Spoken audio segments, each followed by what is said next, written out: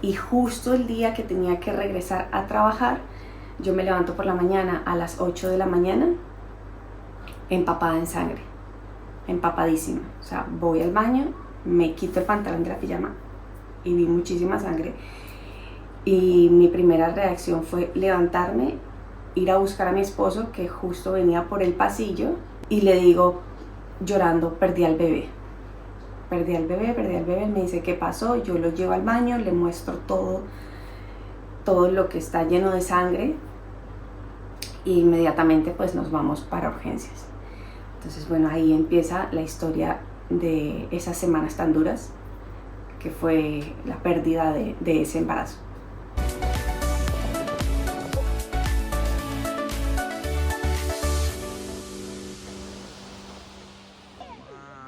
¿Qué es, Ali?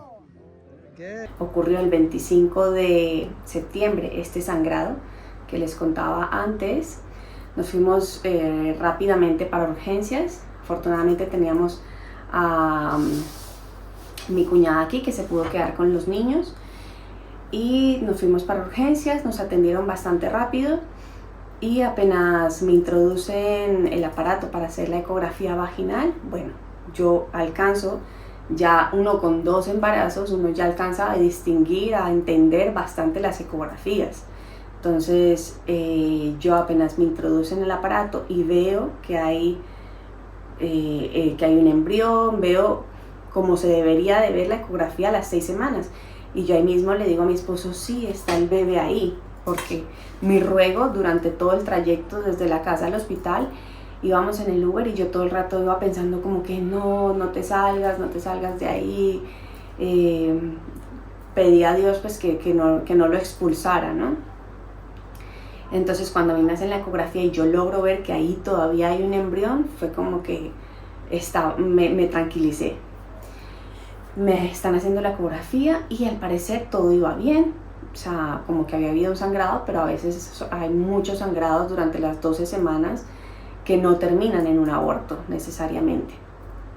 Entonces ellas revisan que el embrión, el tamaño del embrión, y ven como un pequeño movimiento que indica que hay latido cardíaco. No se escucha, yo no sé si es que ese aparato no tenía sonido, no emitía ningún tipo de sonido, pero se alcanza a ver como ese movimiento del corazón, ¿no? Que en ese momento, o sea, estamos hablando de milímetros. Yo me acuerdo que las medidas del embrión en ese entonces fueron de 1,7 milímetros, o sea, era una cosa diminuta, muy pequeña. Y ya iba a terminar, o sea, ellos ya me dijeron como que listo, levántate y vístete, y luego vino otra señora, tal vez con más experiencia, y yo me estoy vistiendo en el baño y me piden que me desvista otra vez y me repitan la ecografía, y yo, ¿qué pasó aquí? Me siento nuevamente en la camilla, bueno, me acuesto, me repiten la ecografía y entonces yo oigo murmullos, ¿no? Porque entre ellas pues están hablando, tin, y no me dicen nada en ese momento, yo no entiendo qué es lo que está pasando. Y bueno, ya cuando paso como a la consulta, que me expliquen qué diagnóstico tengo, me dicen que tengo un hematoma retrocorial. ¿Qué significaba? Que había un coágulo de sangre que se había formado pues por una hemorragia intrauterina, y lo malo era que ese hematoma estaba al fondo del útero y el embrión estaba más hacia la salida del útero. Entonces ese hematoma estaba empujando de alguna manera ese pequeño embrión. O sea, hubiera sido diferente si estuviera primero el embrión al fondo del útero y el hematoma estuviera más hacia la salida de la vagina. Entonces cuando este embrión creciera, pudiera expulsarse. Había un pronóstico malo. Ellas sin ningún reparo me dijeron lo más probable es que no siga adelante el embarazo. Y yo como que esas palabras me resultaban muy duras. Yo no podía entender la falta de sensibilidad para decir las cosas. O sea, como que vale, uno necesita que sean claros, pero también hay que tener cierto tacto para decir las cosas. Entonces yo salí como enojada de esa consulta, y yo le decía, pero ¿cómo nos van a decir las cosas así? ¿Cómo nos van a decir que hay un mal pronóstico, ¿cómo nos van a decir que es posible que pierda el bebé si el bebé está ahí?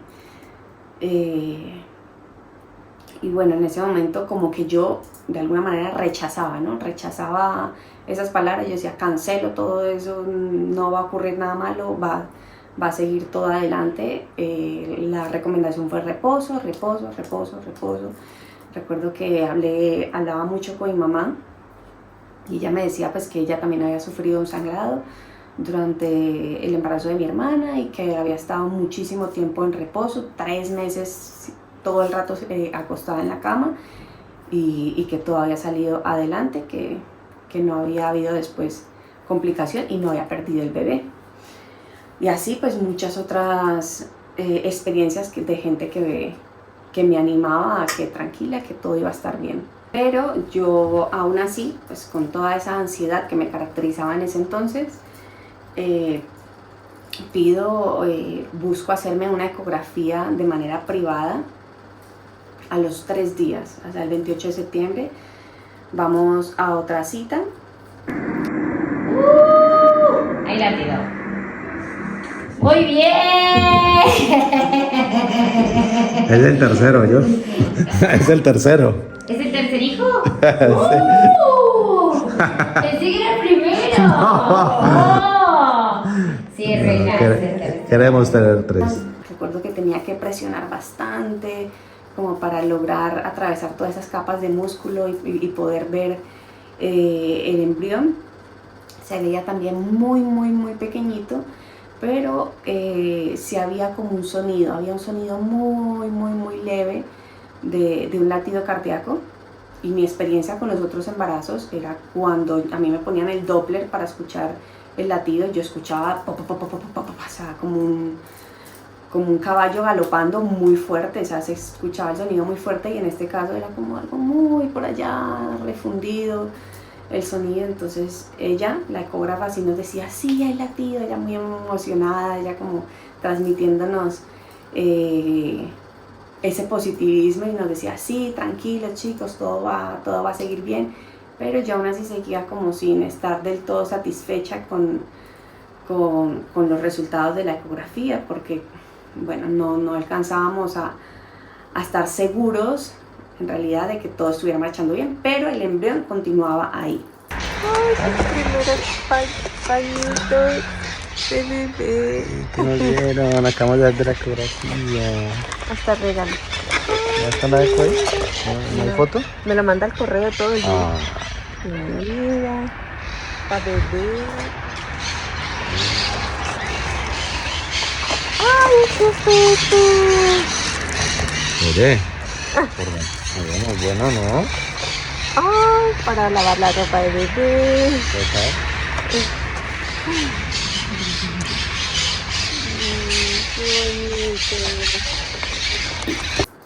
Y yo no había vuelto a sangrar.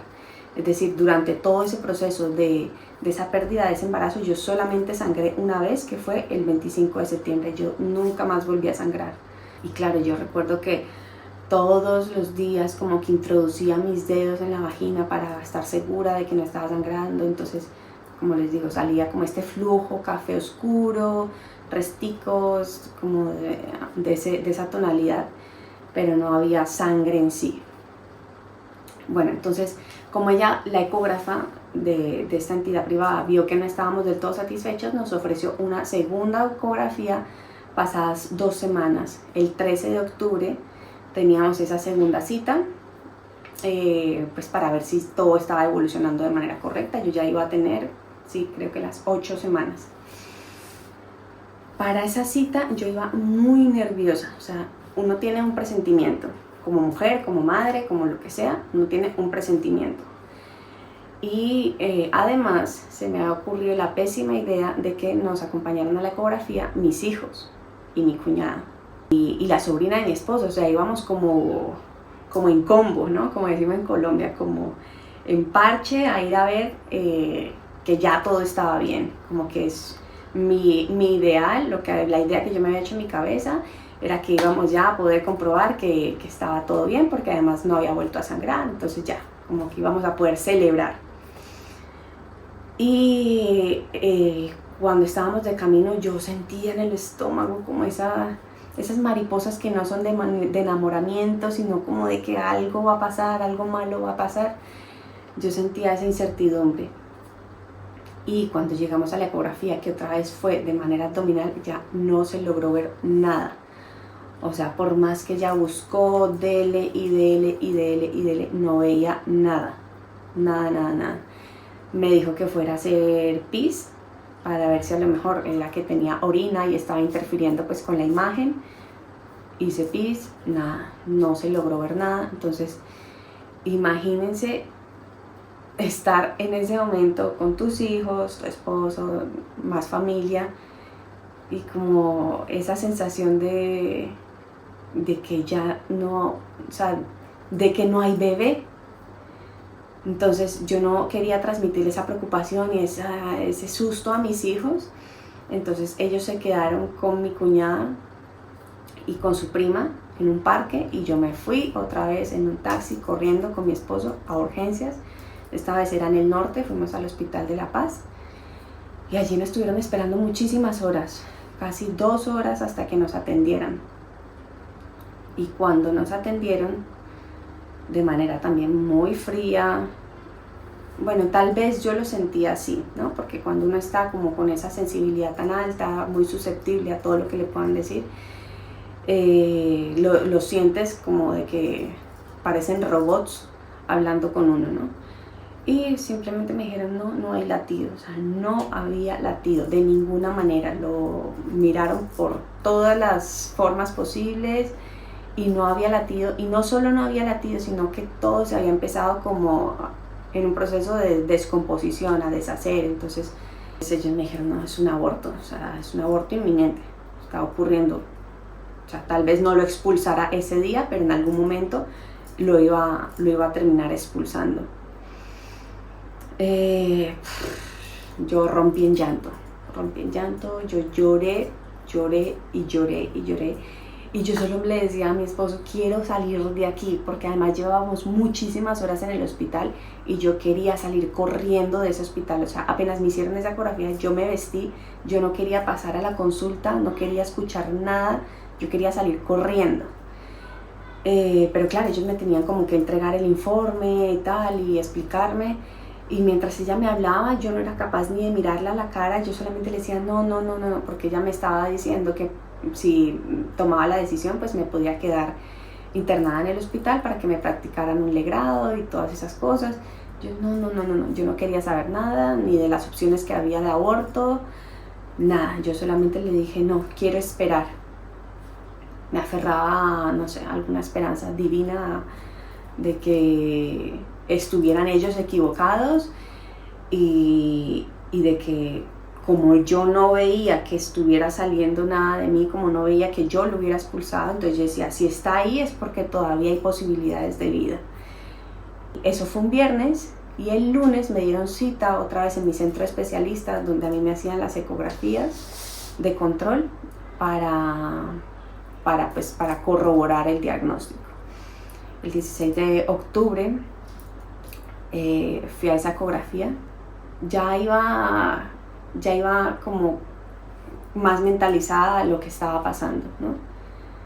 Y recuerdo que todo el tiempo pues en mi cabeza tenía el mantra, Dios tiene el control, Dios tiene el control, Dios tiene el control, porque yo de verdad sentía como que me desbordaba, como de que todo eso se me escapaba de mi control, de las manos, de poder tomar decisiones erróneas. Me plantean las opciones que tengo, que es el legrado o el aborto bioquímico, que es introducirse unas pastillas en la vagina que te van a provocar unas contracciones muy fuertes, muy heavy, como de cuando le viene a uno el periodo de los cólicos, y de esa manera pues se expulsa todo lo que haya adentro. Entonces yo esa noche del lunes 16 de octubre me introduzco las pastillas y en ese momento no empiezan los dolores sino al día siguiente, el martes. Bueno, de ahí en adelante fueron 3 días de estar sangrando muchísimo, me salían bolas. O sea, fue muy impresionante porque la primera vez, en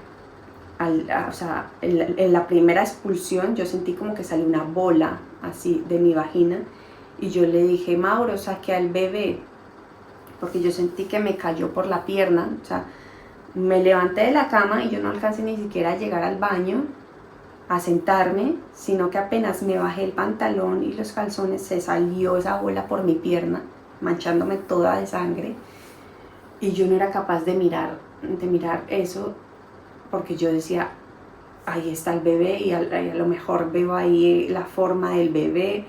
Yo no quería mirar. Entonces mi esposo fue quien recogió eso y lo tiró al inodoro. Y bueno, o sea, es bastante traumático, pero yo lo necesitaba vivir de esa manera porque me daba mucho miedo que el legrado me lastimara el útero. Entonces fueron días de estar botando muchos coágulos de sangre, botando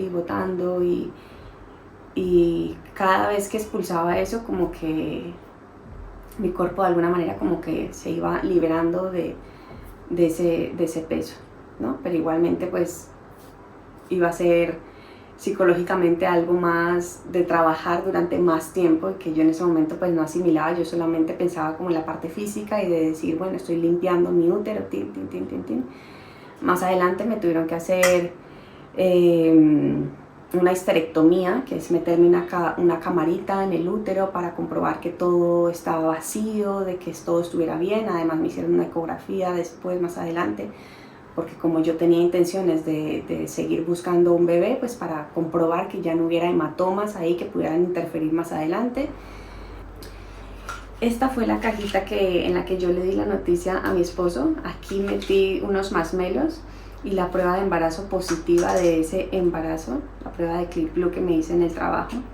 La metimos aquí, y aquí es donde guardo todo lo referente a ese embarazo. Esta fue la última ecografía que me hicieron, del 16 de octubre, y todavía se aprecia el embrión. Era muy pequeñito, pero pues este embrión aquí en esta ecografía ya no tiene latido, ¿no? Fue como la última que me hice. Estas son todas las pruebas de embarazo que me hice durante ese periodo. Además eran pruebas de embarazo que salía muy leve la línea de confirmación, o sea, era como que era muy clarita. Y estos son solo algunos de todos los test de ovulación que me he hecho. O sea, es una cosa de locos. Yo veo todo esto y yo digo, o sea, esto es ansiedad pura. Esto es ansiedad pura, yo digo, Dios mío. Y además toda la plata que me gasté. Y lo tengo ahí, bueno, de recuerdo y como aprendizaje, ¿no? Porque al final, bueno, de todo eso he aprendido muchísimo sobre mí, muchísimo sobre mi cuerpo, sobre mis procesos psicológicos, sobre las cosas que tengo que sanar. He aprendido a tener más fe, he aprendido a que no todo está bajo mi control. Entonces, bueno, ha sido un proceso doloroso, pero lindo también, de alguna manera. De alguna manera todo eso tenía que pasar para yo estar en el punto en el que estoy hoy. Así que ya puedo decir que lo agradezco todas esas experiencias.